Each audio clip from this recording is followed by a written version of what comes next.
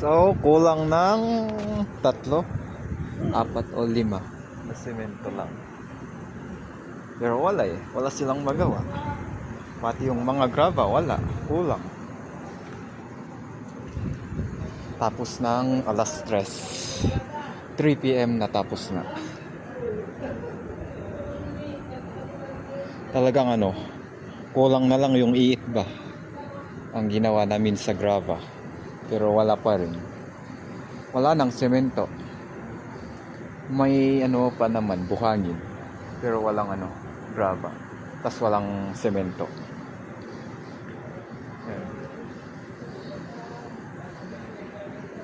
Wala eh. Wala silang magawa.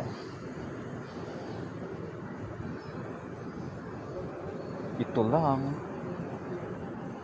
May mga service naman sila kung nila ang semento para puro darat na lang, para lang, para parehas silang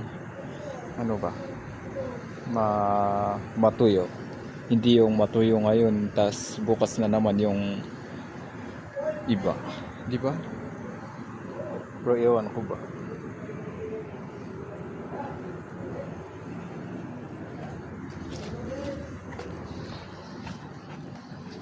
Tara na guys.